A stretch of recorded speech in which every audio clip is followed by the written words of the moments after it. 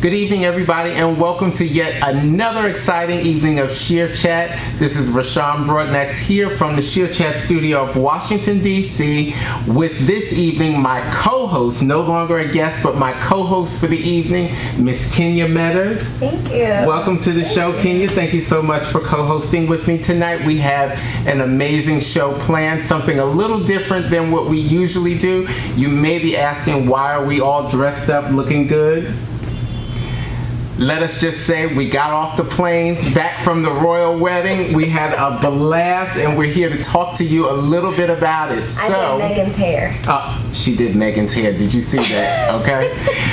We are so excited to talk about the royal wedding and then some other topics which we'll introduce a little later. But again, this show is going to be a little bit different, so we want to welcome you. We thank you, everyone who's joined us thus far. I saw on the live, people are popping up. Good evening, Cheryl Wright, and a couple of others that are on there. Thank you so much for joining us again. So, Kenya, how did you enjoy the wedding? That after party. I asked her about the wedding. She's talking about the after party. How did you enjoy the wedding? I loved it. Everyone was dressed so nice and elegant, and it was beautiful. I loved the colors, the mint green. Okay. The bride was beautiful. Absolutely. First of all, I think the dress was absolutely stunning, and it was quintessentially her without wasn't too understated, but I thought it was perfect for her based on what we've seen her in thus far. When you look at her work, when she's on red carpet, you see she always wears things that are very kind of modest and sleek, but yet sexy, and I think that's what the dress was. The topic of conversation was how the traditions, or how this wedding deviated from the traditions of the past. And in just starting with the dress, you notice the first thing was starting from the top. Shoulders. It was the shoulder, right? She had that bow neckline, and I thought that was absolutely gorgeous on her. I think she had the perfect shoulders for that, nice and broad. And the dress, to me, the what do you want to call it? The long dress. Just the structure. That's what I was going to say. The structure of the dress, to me, was perfect because you saw not a wrinkle, and they said it was the doubled silk, which is very heavy. So I thought that it was just perfect. I love the fact that she showed a little arm, which we've seen in the past that they usually keep the arms covered, which is like one of the rules for the royal weddings, that they are supposed to have arms fully covered, especially in St. George's Chapel. So it was nice to see those slight little breaks. The third thing was how she walked herself halfway down the aisle. Now, what did you think about that? Of course it was different. Okay. But I feel like just the whole wedding, she just, I don't want to say set new standards, but she kind of just did her own thing. She pushed the envelope. Yes, and I really like that. I thought that was really good. Carrying, oh my God. That was really beautiful. Sweet. That was really sweet. Now, the other thing that I absolutely love, because I love a wedding. I love a wedding. And I love a train on a dress. Right. But for that veil, they said that veil was 16 feet long. Wow. More than 2 times a person. Right. That's crazy. Okay. Sometimes 3 times a person. Right. On her head. I thought that was it added the perfect touch, because I think when you wear a long train, it starts to date the gown itself. So I thought having the veil, because it was sheer, and then they also said that it was stitched with the 53 different countries that were significant to her. The embroidery along the edge was amazing. Wow. I absolutely loved that part. Wow. So it was a lot of her little personal pieces added to the wedding, things that were her, not so much, just tradition. Exactly, the tradition. So now, what did you think about Mom?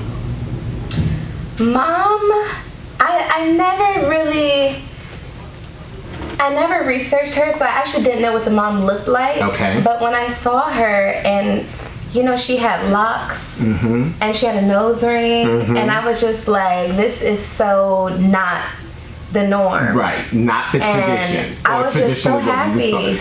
I think it was definitely different, but it wasn't shockingly like in a negative way.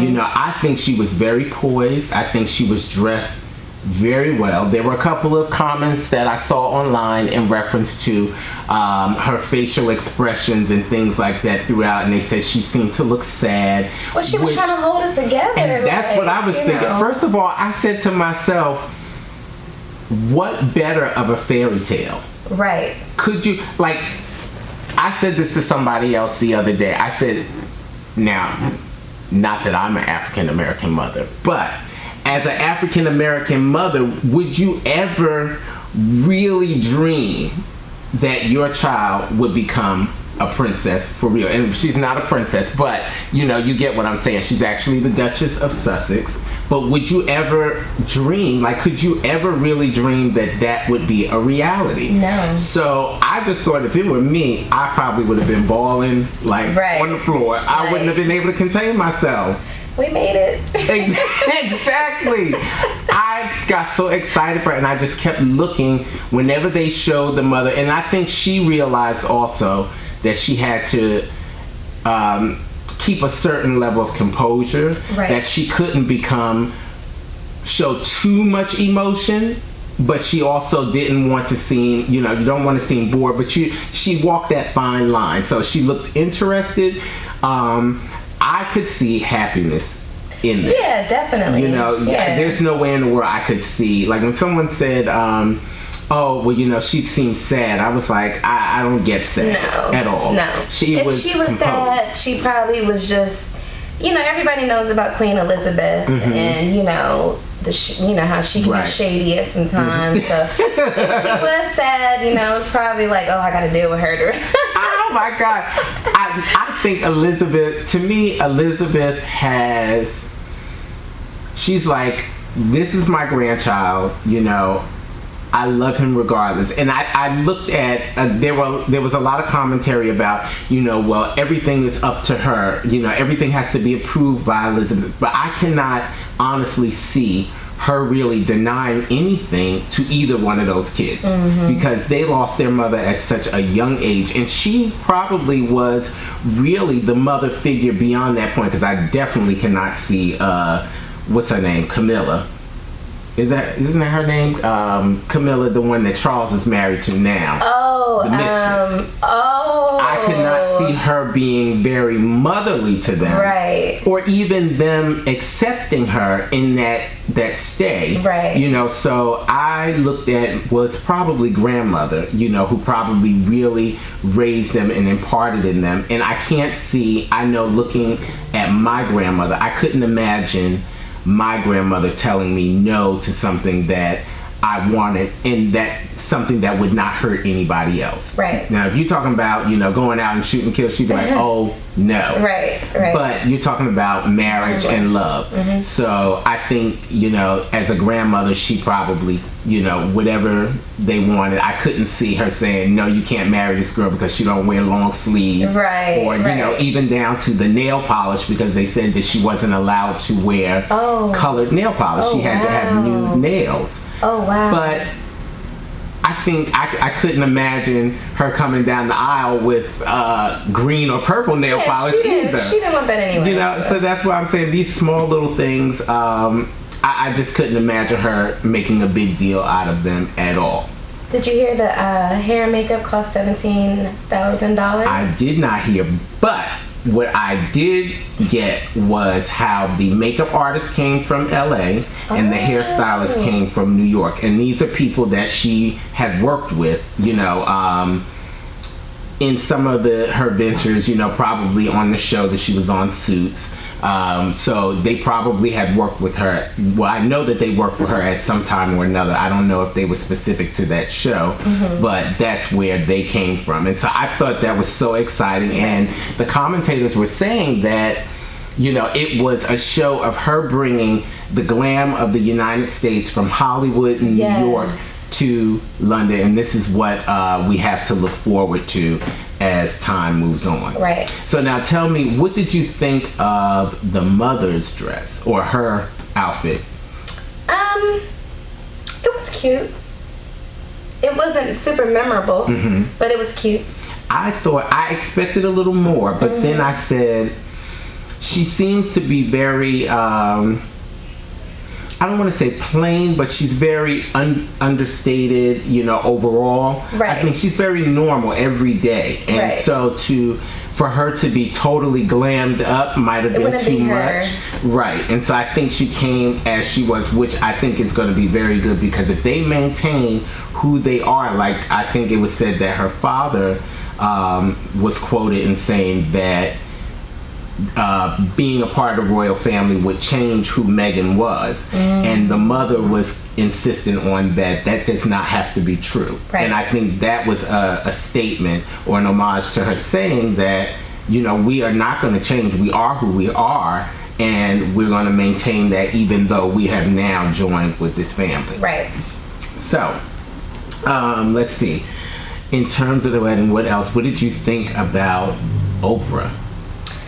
Actually, at first, I was like, I feel like Oprah could have did more. Okay. But then when I really looked at what she had on, the first time I saw her, she didn't have the hat on. Okay. But then when she put the hat with it, I was like, it made sense. Now, the interesting thing that I thought about Oprah was she had, so that was like a last minute outfit put together. Oh, wow. Well, I don't want to say put together. It was a last minute creation because she had ordered her outfit from Stella McCartney, and they had sent the outfit, and it turned out to be a bright white when it was supposed to be more of like a deeper white. And so when she received it, she was like asking everybody, what do you think it is? And they were like, wow, it's really white. And so, of course, because you don't want to rival the bride, she was like, no. So she asked them the night before to make the outfit that she had on in that color, that peachy pink kind of color, which I thought was amazing on her. I thought it looked really good. Very elegant, like very poised. I loved it. What did you think of her hat? I thought the hat was beautiful. Okay. Like, did you get into the details? I did. I beautiful. Did. Initially, I was talking to someone about the hat, and they were like, well, it was rather large. But then I said, well, you have to think, Oprah is a large-bodied woman, and so she wanted something, I believe, that would balance her, because I think with someone of her body style, having like a small little fascinator would have been out of place. It would have made her body look bigger, like the body was overdoing the hat. So I think she picked a very good hat size, even though in comparison to a lot of the other women, it seemed to be large. But a lot of the other women have smaller figures. And so the hats that they wore, I think, suited them as well as the one that she had. And the interesting thing about the fascinators, which is what the hats are called, is I saw something on television when they talked about how they actually go about making them and how important they actually are. People go to the milliner and they have them like these consultations, and they talk about what do you like, what kind of style, and they build it from the bottom up. So this is not necessarily off the rack. Oh, let me see, I like that one, I'll take that one. A lot of people have them built from scratch. Oh, I didn't know that. I thought that was very, very exciting. So this evening, enough of that, we'll say. Well, I did have a quick question. Okay. Where was Beyonce? Where were the Obamas? And where were the Trumps? I doubt that the Trumps were invited. Okay. I don't know if the Obamas were invited either. But, I would figure that they probably were. But I'm not sure, why they would not be there. Maybe there was a conflict. And then you said who else? Beyonce, the Carters. Who? I'm kidding for all y'all that love Beyonce. I am just kidding.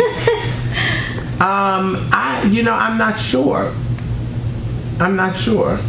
Now, I wonder, do you think that Well, you know what? Okay, so let me go back to the Obamas. I'm trying to think, were there any other political persons in attendance? I can't remember seeing anybody that I can't remember anybody pointing someone out that was in a political arena. So maybe it would have who's been really that important in the political arena to be there.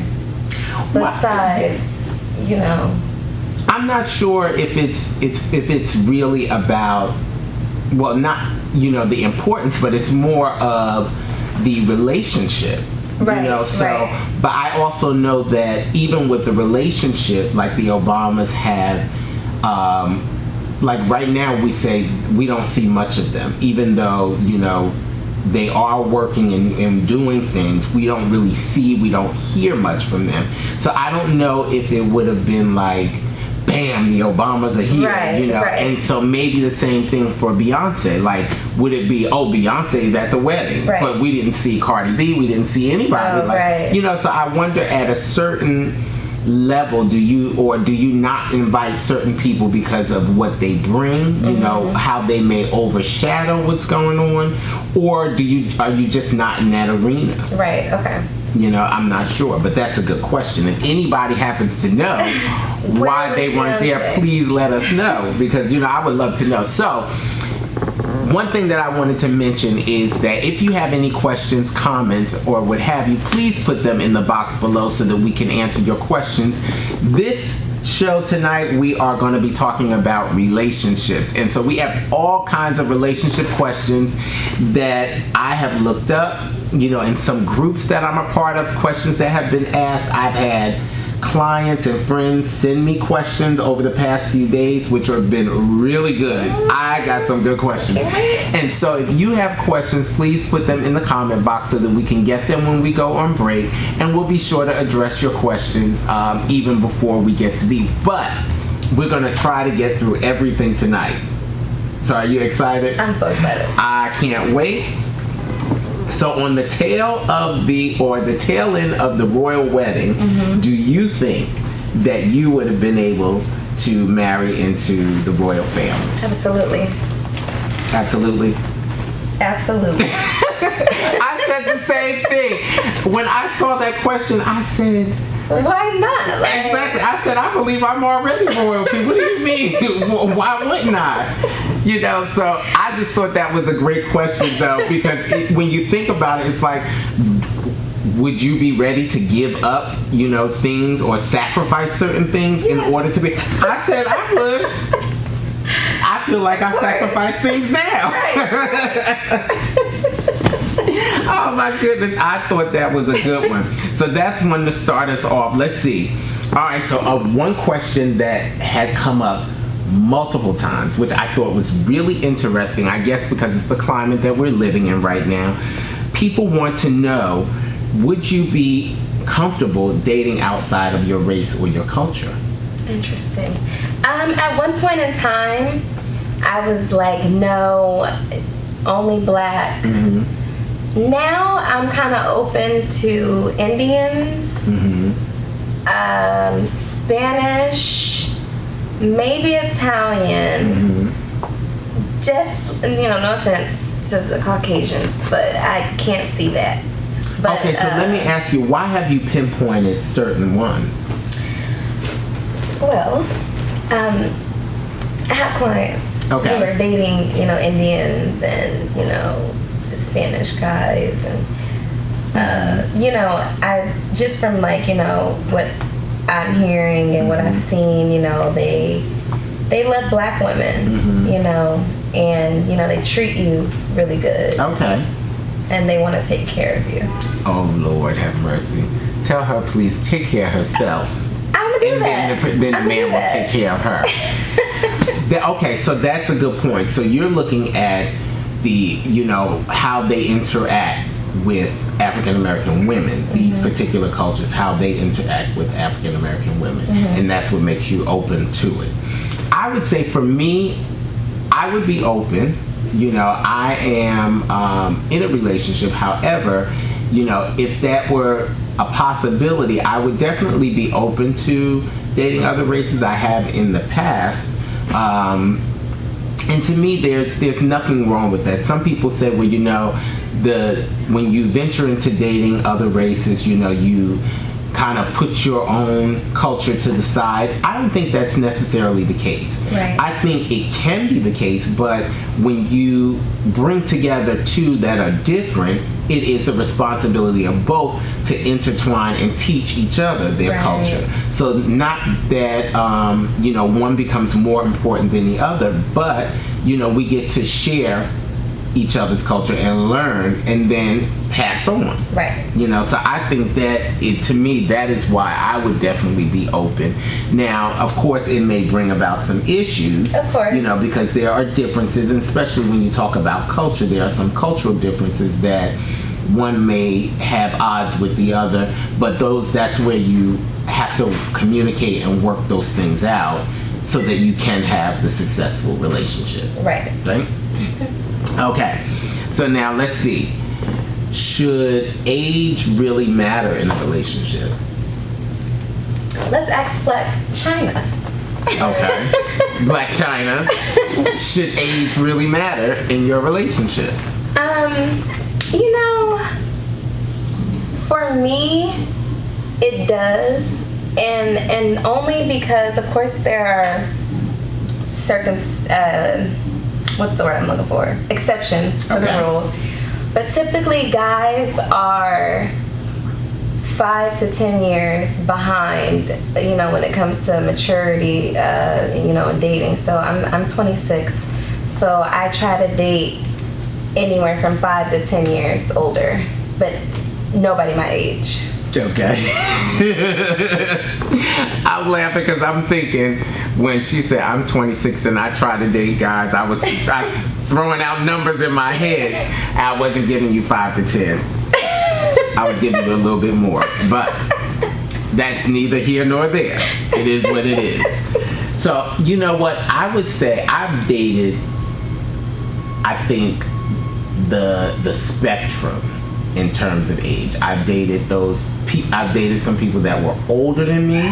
First of all, I think for me, I've always engaged with older people, even when I was very young. So that was where I think where a lot of people say, oh, you seem a little older than you actually are. I think that's where I got that from. So it's naturally, it's more natural, I would say, for me to be with someone older. Now, however, I view myself as younger than what I am. Gotcha. On the inside. So I enjoy being with those who are younger than me because I enjoy energy. I enjoy, you know, the spirit to do things. And I think, like with anything, the younger keep the older young.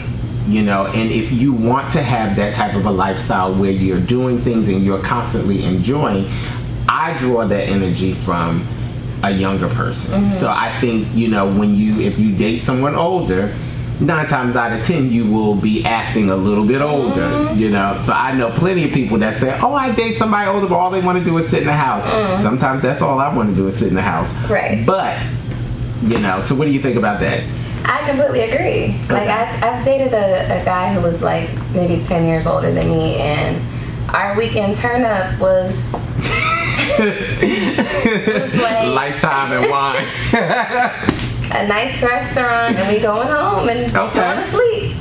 Okay. Well, you know what? I think, okay, so now in that case, did you suggest anything outside of... Yeah, of course, but, you know, he'd be like, what do I look like going to a club with you? Or what do I look like going to, you know... but we don't have to go to a club. We can go to like a rooftop party, a daytime rooftop, you know, affair. And he's like, no. Not like, feeling you can have that. When we go on vacation, yes, we can do whatever you want. But here, no. Okay. Now, what was the reason for that? Or was there a specific... He's just old. Okay. Well, that seals that one. Okay, because I wonder, you know, sometimes people have specific reasons why they don't want to do certain things. Like, just been there, done that. There's no point in, you know. See, so not just that he's old, but more so been there, done that. Like me, there are certain things like say for instance the club. I'm no longer a club person, but I often tell people that before I moved to Washington D.C., I used to run a party with a friend of mine, and we did that for 4 to 5 years. And this party was every weekend for 4 to 5 years. Yeah. That took a toll on me. Yeah. So even the year before I moved here, I kind of stopped going out. You know, I kind of recluded to my home and just kind of chilled. And when I moved here, I thought, okay, what am I going to do to, you know, get back into it, to get to meet people? And I just didn't have a desire to do the club thing anymore. And I started looking for what are things that more mature people do that are a little more low-key and more relaxed other than the club every weekend. Now, I don't have a problem going to the club every now and then, but that's no longer my every weekend thing. So what did you do to meet people? I went to beauty school. Oh, okay. I did. Okay. That is, like, when I tell people that story, that's actually how I ventured into beauty school. I never really thought about doing hair. Okay. But when I moved here, I wanted to find some way to meet people, but where we would be on the same level, but not where people would want anything from me, but other than that we could possibly share things. And so I decided to go to beauty school. Wow. And you know, so that's why the majority of my friends are hairstylists. Right, okay. But I've met some amazing people that way. And so I think, you know, in terms of meeting people, you don't always have to go to a club. You don't always have to go to a bar. But what I would say is do things that you like to do, because you'll also find other people that find enjoyment in those things. So I think that, like the sip and paint and, you know, the different types of meetups around the city, I think those are great things to do if you want to meet people that are that like the same type of things and that may be on the same level as you. That's what I think you have to look for. Like some people say, like at one point a friend of mine was saying, well, we should go hang out down at the bar at the W Hotel. Things like that. And I was like, oh, okay, that would be cool, because that's a little more laid back. Right. You know, that's not the club kind of bar, but it's the bar where you can sit, you can talk, you can have a drink and go on about your business, but also meet people that are doing the same type of thing. Right. So I think that's the key, is when you're trying to meet people, do things that you like, because you'll also find people that, you know, do the same. So, interesting? Yeah. Okay. So let's see. So what would you say is the thing that makes a person most attractive to you? Okay, let me not say that. God, that's a hard question. Isn't it? I thought that was a good one, though. Yeah, that's a hard question. I would, I don't know. I guess their desire for you. Okay. So, for me, I would say, well, expound on that a little bit.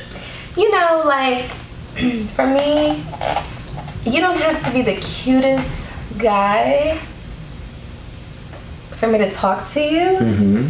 But if you're, like, a sweet person and I see you doing things for me and, you know, genuinely caring about me and everything, then I find that really attractive. Okay. That sounds great. So on that note, we're going to hold it right there, and then I'm going to come back with my answer to the question. Okay. We're going to take a quick break, and we'll be right back. This is, again, Shear Chat. This is Relationship Monday. That's what we're calling it. And with my co-host, Miss Kenya Metters, and we're here at the Shear Chat studio of Washington, D.C. We'll be right back. Don't go anywhere. All right, everyone, we are back. Thank you so much for joining us again. If you are just joining us, my name is Rashawn Broadnex, and this is another evening of Shear Chat. This evening, I have an amazing co-host, Miss Kenya Metters. Notice I said co-host and not guest, because it is Relationship Monday, and we are answering your questions, giving a little bit of advice. We're not going to do too much, but just give you a little bit. We're going to give you some quick answers to some questions. So I have a couple of questions that were sent in to me today, And well, actually it was throughout the week, but I've kind of minimized it to kind of give us a quick little view of what's going on in people's minds. The reason that I thought this would be a great idea is because how often do people come in the salon and want to share their situations with every us? Day. And they want to ask for advice. So what better than you have access to 2 hairstylists and you have a female and a male point of view. So thank you again for joining us, and we're going to go back to the question. So the last question that was asked, I saw there were a couple of answers on the board. Thank you guys for submitting your answers. What I would say, the thing that I like or find the most attractive in a person is I like a personality. Now, I don't like to pinpoint, because one thing that I learned some years ago was not to try to pigeonhole people. If you try to pigeonhole, you'll never be satisfied. So I like a personality. Just don't be dry. Right. Okay, you gotta have some kind of personality. Not with you. Oh, thank you. And then can't have nobody dry. No dryness. Like the Sahara Desert. Who dry? I don't know who dry. But you have to have some type of a personality and be fun. You know, right. I enjoy fun. Yes. Speaking of fun, let me just segue. We had an amazing weekend. We did the 90s bar crawl this weekend before the wedding, you know, before we flew out for the wedding. But we did the 90s bar crawl. It was 4 of us, and we had an amazing time. And I thought that things like that, you know, those are the type of things that I like to do, because it was good, clean fun. Like when we went bowling, I thought that was, again, a good, fun evening. You know, it doesn't always have to be about the club. Right. You know, even though I would say it doesn't always have to be about the bar, but the bar crawl was, you know, about the bars. But it was a great time, and great time with friends. So again, things like that I find most enjoyable, and those are attractive things to me. I like people that like to do things. I like people that have things, who have things going. You know, you have to have something going to keep my interest. Right. Okay. So, let's see. At what point do you decide? Now, I thought this was interesting, because the wording of the question was very interesting to me. Okay. At what point do you decide to trust your partner? You trust, well, for me, but it's different. I don't know, because I live here on the East Coast alone. Like, I don't have any family here. So I do like having somebody, you know, that I can, you know, trust, you know, like if an emergency happens or something like that. And I've had like maybe like 10 guys that I've trusted. Okay. But which is fine. But I mean, at what point did you start to trust them? You just know, like from that. Okay, you know, you can trust them when, for example, your car breaks down and they come to the rescue. Okay. From that point on, I know I can count on you. I can trust you. Okay, gotcha. Because that's what I was going to say. So trust is like reliability. Yes. Okay. Or something, my apartment got flooded. Can I come stay with you for a week? Okay. You know, then I can snoop and see what you got going on. Lord have mercy. Now I can go through your phone when you fall asleep. Oh my goodness. And then I know I can trust you. She's a stalker. Look out. I learned it from him. And then I know I can trust you. I learned everything from him. No. So I would say for me, I'm one of those people where they say trust has to be earned. I can more immediately give you trust. Trust decreases. Yes. So I find myself to be a pretty trusting person, you know, and I think it may be because of, you know, my personality is very different. I'm very, what's the word? Relaxed when it comes to a lot of things. So I try not to let some things bother me, which I guess it makes it easier. It lends to being more trusting, you know, because you're not so focused on not trusting or what's going to cause you not to trust that you just go ahead and you do. So that to me is, I've always been that way, where it's been kind of the opposite, where people say, oh, you got to earn my trust. Yeah. And I'm like, yeah, to that I get that, but when you try to cultivate a friendship or a relationship, that is where the trust is built, in that cultivation. Then if things happen, then the trust starts to decrease, you know. So I think you give it, and then if things happen, it kind of falls off. I agree. Okay. So let's see. What are your thoughts? Well, no, let me see. We'll go back to that. At what point in a relationship should you introduce your child to your significant other? Now, this comes from one of my friends, one of my good friends, and she just shared some things with me today, and I thought her story was really good. Okay. And she had shared some things with me before, but when she sent me this question, I was like, what's going on? So at what point in a relationship do you think that you should introduce your child to your significant other? You know, I had a guy pick me up on my first date with his kid in the backseat. Did I tell you that story? I think you did. Anyway. And I can't believe that. But you know what? I would say there's nothing wrong with that. But go ahead. I believe that I don't want to meet nobody kids. I don't want to date anybody with kids. Okay. I've done it. I don't want to do it again. Okay. So what? So for me, don't introduce me to no kids. Don't introduce me to no kids. For everybody else, if you're okay with it, then I would say when the child's mother, the child's father, and whoever the significant other is, whenever everybody is ready. Okay, that is good. See, I was just thinking about time frame, but I like that answer because you are putting consideration on everybody and what they have to input into the situation. So you, as maybe the third person coming in, have to be comfortable and ready. But also, if you know, as you're dating the guy, the mother of the child has to also feel comfortable and ready to allow interaction with you and the child. Exactly. So I think that's a good thing. I was thinking time, you know, if you put a time frame on it, maybe you like, can't, though. And now that you say that, I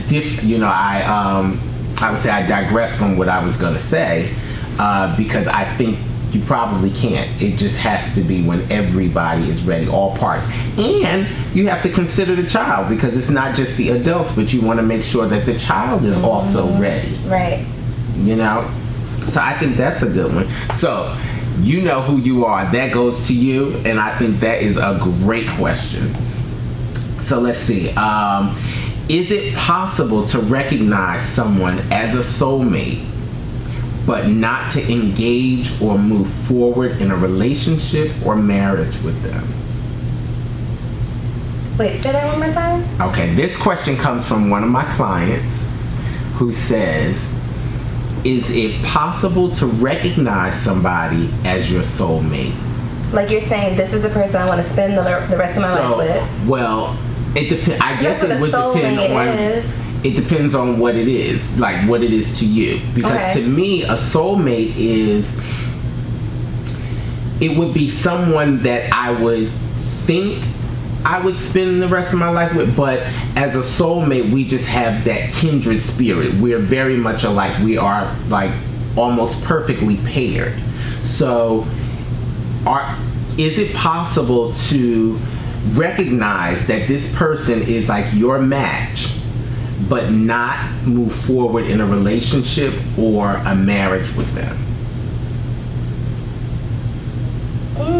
No. You don't think so? I would say that would be tough. You know, there are always circumstances, but I would say it would depend on what the circumstances are, because if that person is your soulmate, you would want to be with them. I wouldn't want them to be with anyone else. Okay. So why wouldn't we? Which is great, because that was actually the second part of the question that I was not going to ask. But, so would you go ahead and marry them just because you don't want them to, or continue or cultivate a relationship with them because you don't want them to be with anybody else? No, if it's your soulmate, I'm assuming you love them, right? Yes, but the question is, I guess, do they love you equally? Oh, no, it has to be mutual. Okay. So, and I think that's where she was coming from with, if you recognize that this person is probably the perfect match for you, maybe they don't. Or, maybe they're not yet ready. And you know that they are. Like, I'll share with you. I was in a relationship at one point where, after I told all my friends about it, they was like, "Child, you scared the person away. You scared them away." Because I felt like the person was the perfect match. Everything that I desired was there. And I could almost see myself in the future with this person. And being, the person that I am, sometimes I started to speak it. And I didn't realize that I was scaring them away. But my friends, they were like, yeah, that's what happened. Because some people are not really ready to hear those things. Right. And so if you had a soulmate, or if you recognize somebody as a soulmate, would you tell them, I think you're my soulmate? I would tell them that I am attracted to them and could see myself being with them. But I think that soulmate word would just scare somebody away, unless they feel the same way. Okay. Or why don't you just let them say it first? Okay. Because, see, I didn't say soulmate. Okay. I said, I just said I could see us together. I could see, you doing this. I could see me doing this. And, we being together, living together. I was, painting the picture that I saw in my mind. Yeah. And I think it crazy. I could just imagine you just telling the person. It wasn't like the second date. This was like sometime in. And, like how long? In 2 weeks. Okay. This was like, I think 7 or 8 months. Okay, that's standard. And that's when I started to recognize that this was probably it. And I think in hindsight, I can understand. I still didn't realize, or didn't really consider scaring somebody. But in hindsight, I could say I could see how that could be intimidating, especially if you're not in that place, or you don't have, your perception is not there. So I could definitely see how that could scare somebody away. But, so you said you can't see recognizing somebody as a soulmate and not pursuing a relationship with them. Yeah, probably not. Okay. On to the next. Okay. How much time and energy should you put into a person that you're dating? Or how do you determine how much to give and receive in the dating phase when you see yourself with that person? I believe that you give what is natural. I don't think you should force anything. If you want to call that person, call them. If you want to cook for that person, cook for them. Whatever. If they're not doing anything for you, you might want to kind of reconsider what you're doing for them. If you see the signs that maybe this person might not do as much for me as I do for them, or they're not that into me, you kind of want to just like cut that off before you get sucked in too deep, and then you've given your all, and they've given nothing, and then they end up leaving you, and then you just all working hard everything, and so you just give what's natural. Okay. So now let me tell you this story. This came from another one of my clients. See, that's why I love my clients have their ear to the street. When I said I was going, I got so many questions, which I thought was amazing. So one was saying the other day, the scenario was she's dating this guy, and she has only been dating him for like maybe 2 months. And so she said to him, hey, I want to take you out for your birthday. He said, I'm sorry, I've already made plans for my birthday. Okay? Cut it off. She said, wait a minute. she got the razor, cut it off. So the birthday comes up. You know, she knows that he's going to attend to his plans. I guess she had never asked what the plans were. But her and her friends go to this restaurant, and they see him at the restaurant with another lady. It was his mom. No.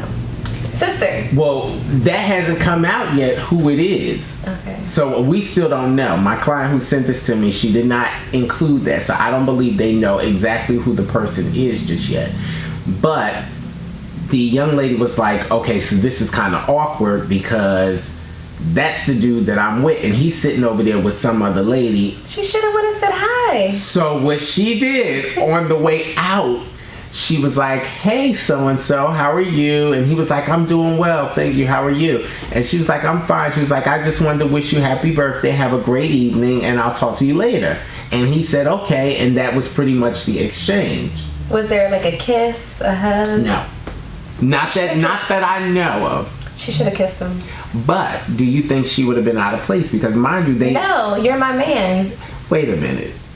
They only been dating like 2 months. Okay. Because, okay, think about it like this. Because if you're my man, then okay. If he's her man, he should probably cancel whatever his plan was. Right. And do something with her. So that made me believe. Mother. Or sister. Sister. Right. That's the only exceptions. Okay. So we gotta find out who this lady was. Exactly. To be continued.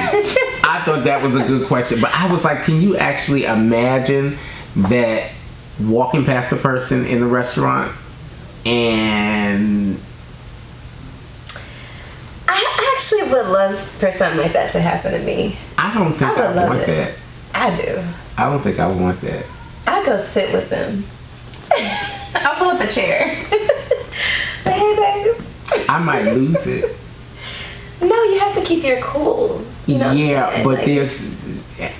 Well, you knew that when he said, I have other plans, that something was fishy, because if I'm your girl...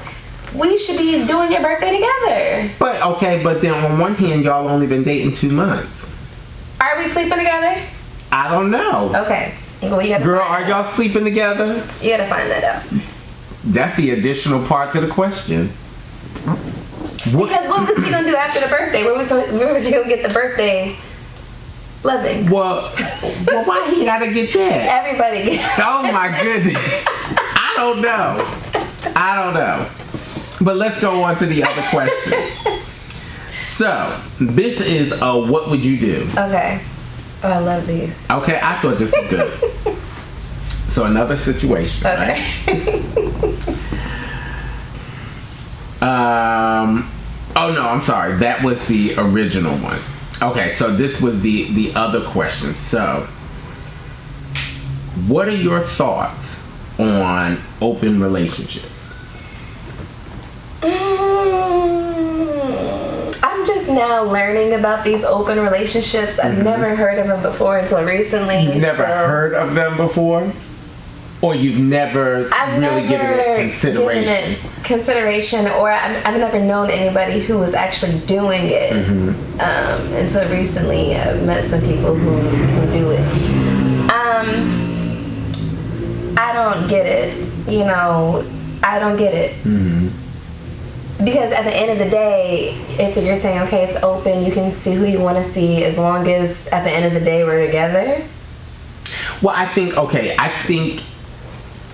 it has to have parameters on it. Okay. Like, it just can't be willy-nilly open. Okay. And see, I think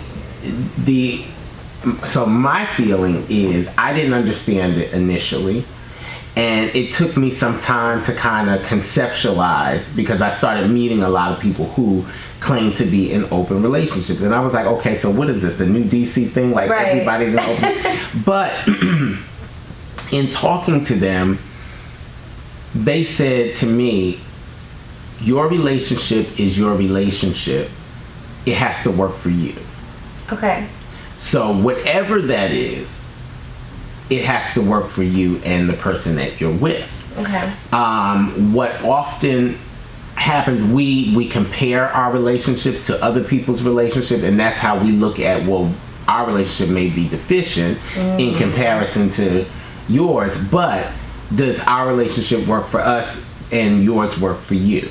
So I think it's a very personal thing, you know, and it was something that it took me a long time to really kind of think about and figure out. And I was like, okay, so now I kind of get it, because for a long time I just thought that there was one type of relationship, which was I'm with you, you with me, and that was it. But then are both people satisfied with the relationship as it stands by themselves? So is it that you're allowed to date other people? Well, that's where your parameters come in. Oh, the parameters. And see, I don't think you, let me just say there was a couple that I came across. Their thing was, you can have interaction with people, however, you can't date somebody. Okay. So you can't be out at the movies, you know, holding hands. You can't be at the dinner. You know, whatever you do, if it's just a sexual relationship, then that's fine, and let that be it. And then you come on home and you are with your family or whatever we have established here. So that was their particular rule. But what about, like, feelings? Like, if you start getting feelings for somebody else because you've opened your relationship to catch feelings for somebody else. So, in my opinion, that you have control over that. The feelings? Yes.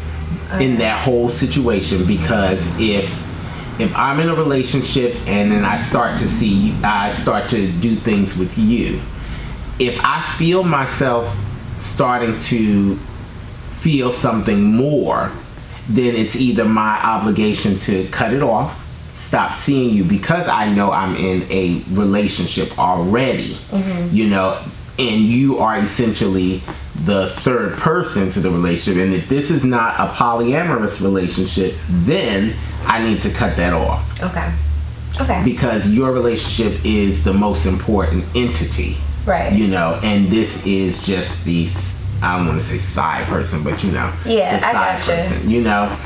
So I think like that was a good question, because that had been raised in some conversation that I had with some people before. They was like, well, what do you do if you start to feel something? The same thing you do in any other situation. If it's going to be detrimental to your core unit, then you need to cut it off. Right. So you gotta have self-control. Absolutely. Okay, None. So, Lord have mercy. Can y'all can you say so? It takes self-control. I have none. Lord have mercy.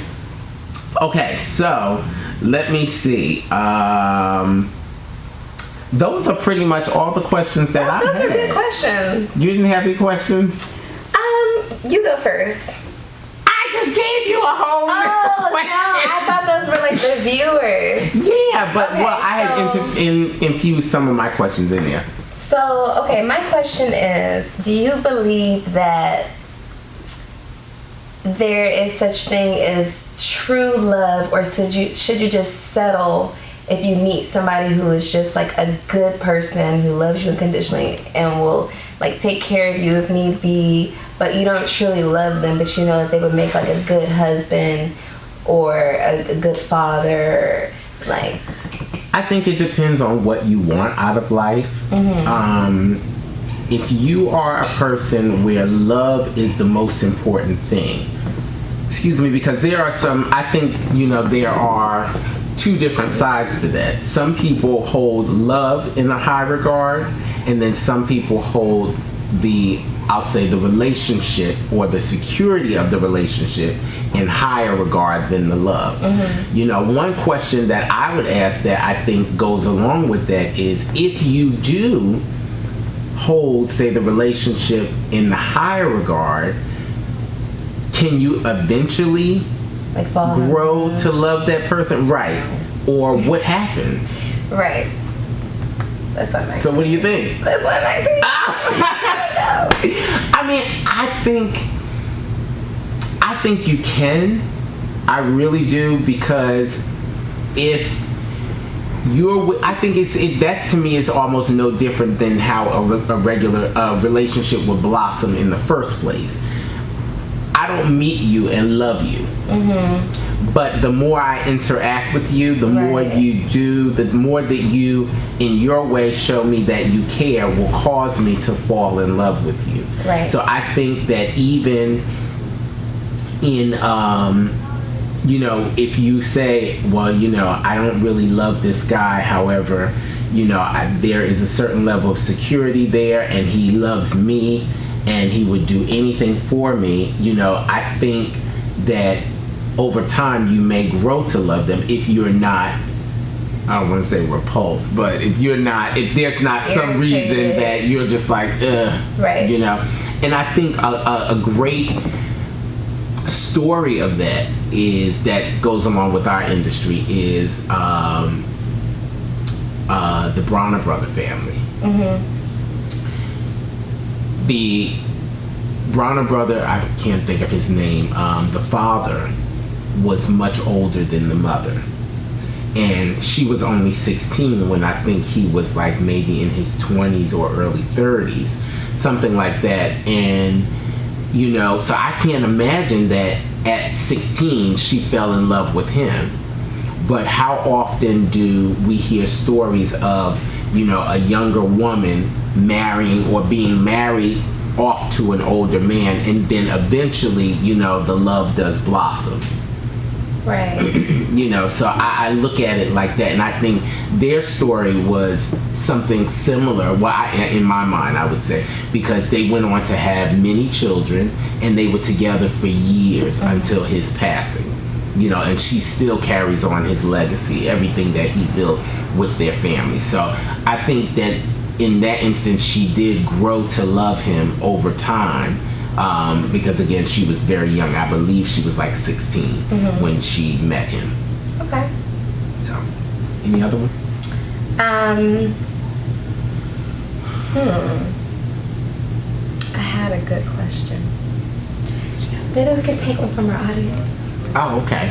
Like so let's see. Right here. Do you have any questions?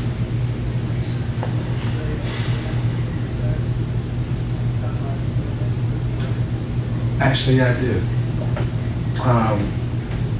Does family dictate your relationship, or where the relationship could go, or how your family feels about the relationship? In all honesty, I think that we want to bring someone home, respectable, that our family would like. However, sometimes, for example, Tina Turner's mom loved Ike. Mm-hmm.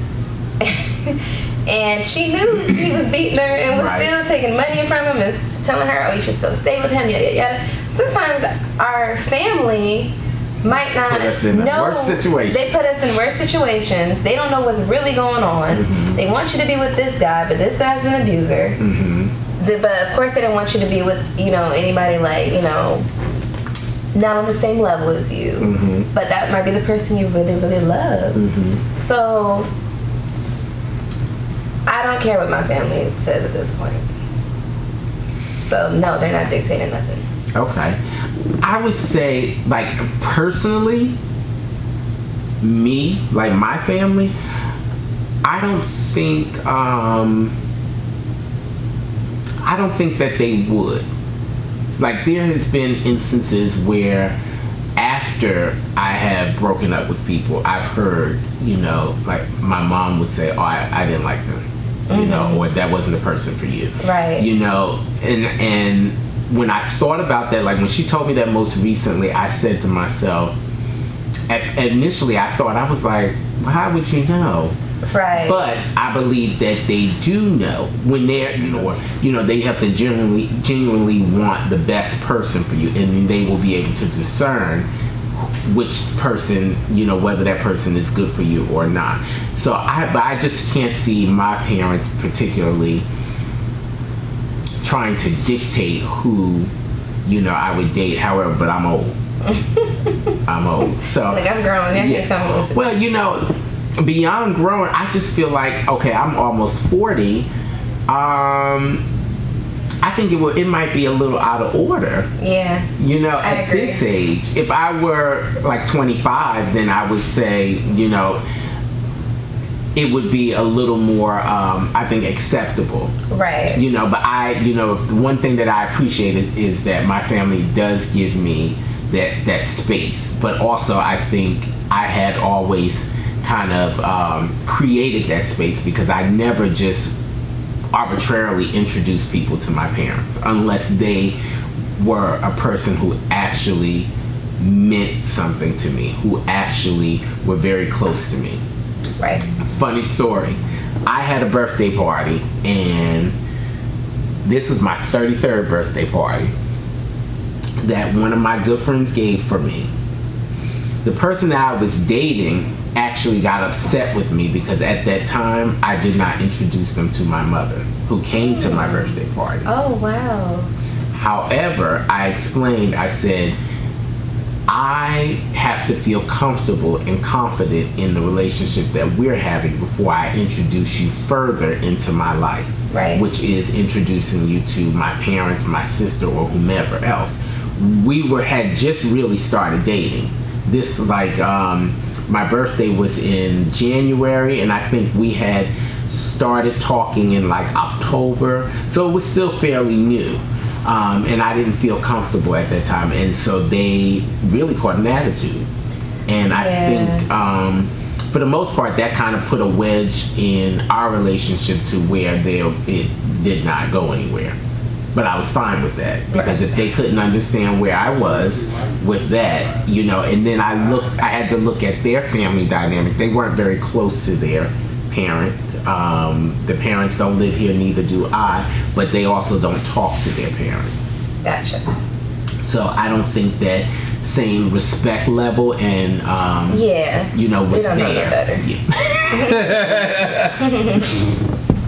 Do we have any other questions? And then the last one is, what's the one value or what's the one takeaway from your past relationships that still holds longevity? Well, that still holds true to this day as you look for your next relationship or as you're in your current relationship. What is the one value that you took from a previous relationship that proves to be true over and over again? In looking for your new relationship. Okay. For me, I'm learning to not settle, because I've only been in probably like 2 or 3 or 4, maybe 5 relationships. And each time I just 2 or 3 or 4 or 5. Wait a minute, that just clicked to me. I was like, well, wait a minute.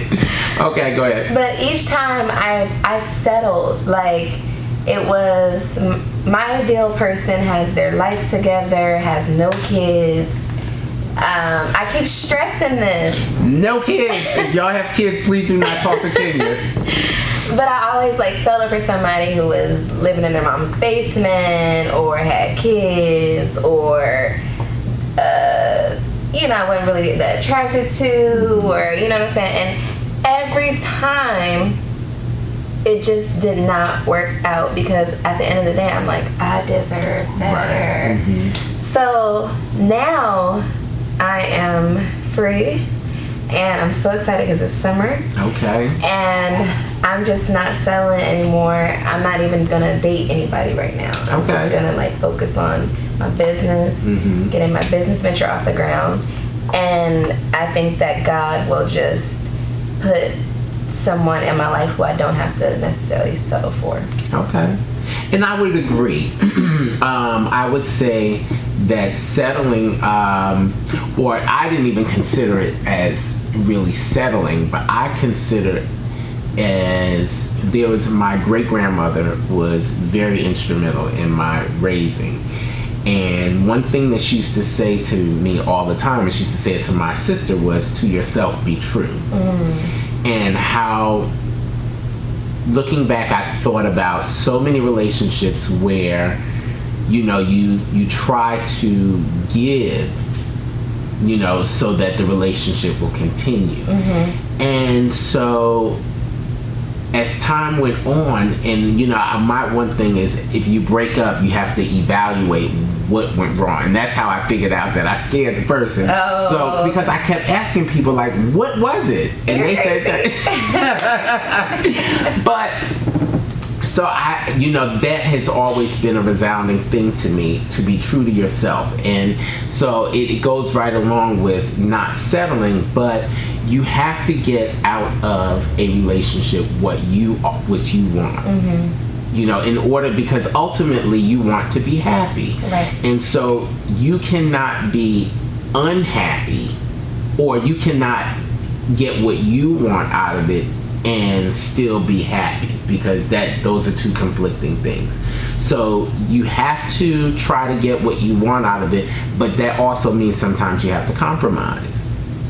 And a compromise may not always be giving up what you want, but it is giving up a piece of what you want. Maybe you can't have what you want in totality, but you have it in part, and you have to decide if that part is enough. And so I agree, you can't settle, but you have to be true to yourself. Right. Okay. And don't date nobody with no kids. Or living in the basement. She is hilarious. Thing here in DC. Because we have English basements in DC. But most places don't have that. Parents? Well, I was about to say, you know what? We are not going down that road. We want to thank you guys for joining us. This has been another evening of Shear Chat. So I'd like to thank everybody who is on our live, everybody who is viewing there on YouTube. I want to tell you thank you so much, Kenya. That was a lot of fun. We have to do that again. Yes. I want to let you guys know we are one show away from season 2. Baby, this first season has gone by so quick, but I have some surprises for season 2, and I am not going to blow it right now, but I just want to say that follow us on Facebook at Shear Chat, follow us on Instagram at Shear Chat with Rashawn, and then on YouTube, please subscribe to the YouTube page. It is Shear Chat with Rashawn Broadnax. You'll see all that go across the screen. Please follow, like, comment, subscribe, all that kind of stuff. We love to hear from you.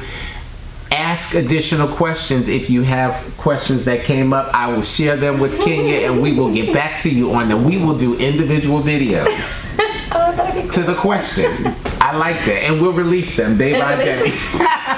And let me just take the time to congratulate you on your first season. Like, this has been an awesome season. All the ones that I watched have been like really good. The last one almost, not the Carrington one, but the other one. Oh, she almost made me cry. Which one? Oh, Miss Clark. Yes. Jawan Clark. Yes, oh that was really good. Yeah, but just congratulations. Like, this is awesome. Like, I think that you're giving a lot of stylists in the area, platform, and just something to do. So kudos. Thank you so much. I wish you nothing but prosperity and success with the show. Thank you so much. And so you guys look forward to seeing Kenya, because she's my salon mate, but we always have a good time together, as you can see. So, and we share all the time, so Lord have mercy, we got a lot to talk about. But thanks again for joining us this evening. This has been another evening of Shear Chat right here from the Washington, D.C. studio. We look forward to seeing you again, and we hope that you'll join us next week. I don't want to say a side note, but an additional note, be on the lookout for the bring back, the resurgence, the revival of We Speak, which is the other talk show that I am on. And we are taping our season 5 opener this coming Thursday. So I am so excited for that. Be on the lookout for that, and I'll post more information. But thank you for joining us, and have a great evening. Good night.